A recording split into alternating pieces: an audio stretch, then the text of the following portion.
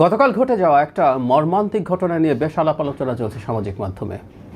আলাপ আলোচনা চলা উচিত এবং বিভিন্ন পক্ষের মতামত বিভিন্নভাবে সামনে আসছে। আমি ছাত্রলীগ নেতা, বাগেরহাট সদর উপজেলার ছাত্রলীগ নেতা, সভাপতি তিনি জনাব সাদ্দামের স্ত্রীর এবং সন্তানের মৃত্যুর কথা বলছি। এখন পর্যন্ত যে জিনিসটা মনে হচ্ছে সেটা হলো সাদ্দামের স্ত্রী তার সন্তানকে হত্যা করে নিজে আত্মহত্যা করেছেন। তার চাইতেও বেশি আলোচিত হচ্ছে সম্ভবত যেই ব্যাপারটা, সেটা হলো তার সন্তান এবং স্ত্রীর মৃতদেহ দেখার জন্য তিনি প্যারোলে মুক্তি পাননি। তার জেল গেটে সেই ডেড বডিগুলো নেওয়া হয়েছে এবং তিনি তাদের দেখতে পেরেছেন। খুবই মর্মান্তিক।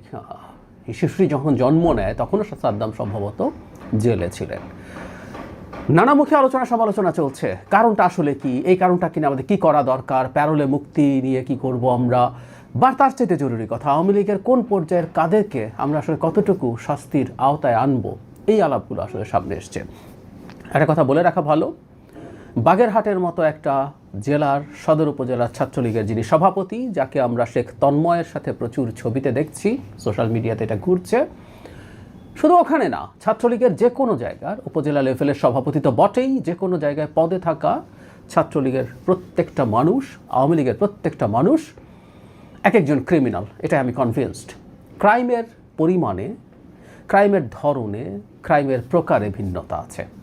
এমনকি আওয়ামী লীগকে যারা নৈতিকভাবে সমর্থন করে তাদেরকেও আমি এক ধরনের ক্রিমিনাল বলেই মনে করি। যাই হোক, সেটা ডিবেট না, আমি ওইটাকে ঢুকছি না।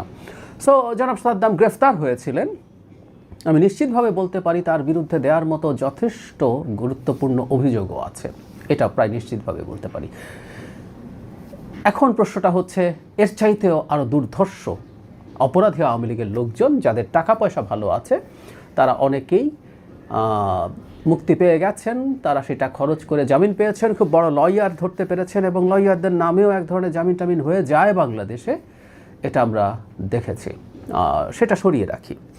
এখন যে অভিযোগটা এসছে, এই যে একজন মানুষ জেলে গেলেন, যার পরিবার পথে বসে গেল, বিপদে পড়ে গেল এবং তিনি সম্ভবত অত টাকা পয়সা রেখে যেতে পারেননি। সম্ভবত বলছি কারণ এর মধ্যেও পরস্পর বিরোধী মন্তব্য আসছে। কেউ কেউ বলছেন ঘটনা ভিন্ন, জনাব সাদ্দাম পালিয়ে থাকার সময় আরেকটা বিয়ে করেছিলেন, এ ধরনের কথা। হোয়াট এভার ইট ইজ, এই পরিবারটা যে সংকটে পড়লো, যে মা তার সন্তানকে হত্যা করে আত্মহত্যা করছেন, তিনি খুব বিপদে পড়েছিলেন। যদিও এগুলো কোনোটাকেই আত্মহত্যার বা এই হত্যার কারণ হিসাবে আমরা দেখতে প্রস্তুত নই। আমরা কখনো যাতে সহানুভূতির সাথেও এই আলোচনাগুলো না করি যে তিনি এই কারণে আত্মহত্যা করেছেন, এতে আত্মহত্যাকে লেজিটিমাইজ করা হয়। এটা নিয়ে সারা পৃথিবীতে এক ধরনের কনসেনসাস আছে, কোনো কিছু দিয়েই আত্মহত্যাকে আমরা জায়েজ করার চেষ্টা করব না। যাই হোক, তিনি সংকটে পড়েছিলেন, এটা সত্য। তিনি যদি আত্মহত্যা না করতেনও তারপরও সংকটে পড়েছিলেন। তাহলে প্রশ্ন হচ্ছে, এই লেভেলের নেতাদেরকে নিয়ে আমরা কী করব? তার জামিন হওয়া কি উচিত ছিল? জামিন হয়ে অন্তত পরিবারকে তিনি সাপোর্ট দিতে তো পারতেন। এই আলাপগুলো আছে। তার চাইতে প্রসিডিউরাল যে ব্যাপার, শোনা যাচ্ছে তারা প্যারোলের জন্য আবেদন করেছিলেন, আবার সরকারের দিক থেকে জানানো হয়েছে তাদের প্যারোলের নিয়ে কোনো রকম কোনো আবেদন তারা করেননি, বা সেটা ঠিক প্রসিডিউরালি হয়নি। আমি জানি না কোনটা সত্য ঘটনা। এই তথ্যটা যখন পাওয়া গেছে, তার ডেড বডি যেহেতু অন্তত নিয়ে যেতে যাওয়া হয়েছে, তার মানে সরকারের কোনো একটা পক্ষ এটা জেনেছেন এবং তারা সহযোগিতাও করেছেন যেন জনাব সাদ্দাম তার স্ত্রী সন্তানের ডেড বডি দেখতে পারে। আমরা আমাদের জায়গা থেকে মনে করি কিছু কিছু ক্ষেত্রে আইন যদি কিছুটা শিথিল করে হলেও তাকে এই সুযোগ দিলে প্যারোলে মুক্তির, তার সন্তান স্ত্রীর জানাজা পড়া, তাদেরকে দাফন করার সময় যদি থাকতে পারতেন, সেটা একটা মানবিক ব্যাপার হতো। একটা রাষ্ট্র আইনের মাধ্যমেই চলবে, আইন দিয়েই চলবে, এটা আমরা বুঝি। তারপরও আইনকে ফ্যাসিলিটেট করা, কি করলে এটা হতে পারতো সেই পদক্ষেপগুলো নেওয়া, প্রয়োজনে এই ডেড বডি মর্চুয়ারিতে রাখা, ফ্রিজারে রাখার ব্যবস্থা করে এই কাজটা করলে আমরা একটা মানবিক সমাজের কথা বলতে পারতাম। কেউ কেউ বলার চেষ্টা করছেন আওয়ামী লীগ এখন বুঝুক বিএনপির ওপরে যখন তারা এসব করেছেন তখন কেমন লেগেছিল। হতেই পারে এবং খুব সম্ভাবনা আছে সাদ্দাম ও বহু বিএনপি নেতাকর্মী, ছাত্রদল নেতাকর্মীকে দাবড়ে বেরিয়েছেন, এলাকায় থাকতে দেননি, মামলা দিয়েছেন, সংকটে ফেলেছেন, হতেই পারে, সেই সম্ভাবনাই অনেক বেশি। কিন্তু তারপরও আমরা আসলে একটা ইনসাফের সমাজ চেয়েছি, ন্যায় বিচারের সমাজ চেয়েছি। আমরা শেখ হাসিনার বিরুদ্ধে যে অভিযোগ করেছি সেটা যেন তার বিরুদ্ধে, এমনকি শেখ হাসিনার বিরুদ্ধেও না হয়, তিনিও যেন ন্যায় বিচার পান, আমরা সে আলাপ করেছি। কেতাবি কথা শোনালেও এভাবেই আমরা এটাকে দেখতে চাই। কারণ যে পরিবারগুলো এই জেলে তাদের উপার্জনক্ষম ব্যক্তি জেলে যাওয়ার কারণে সংকটে পড়ছে, তাদেরকে নিয়ে আমরা আসলে কী করব, সেই মানুষগুলোর দিকে তাকানো, সম্ভব সকল ক্ষেত্রে জামিন পাওয়া দরকার আছে। কিন্তু আমরা জামিন ইদানিং পছন্দ করি না, কারণ আমাদের দেশে ন্যায় বিচার তো আসলে হয় না।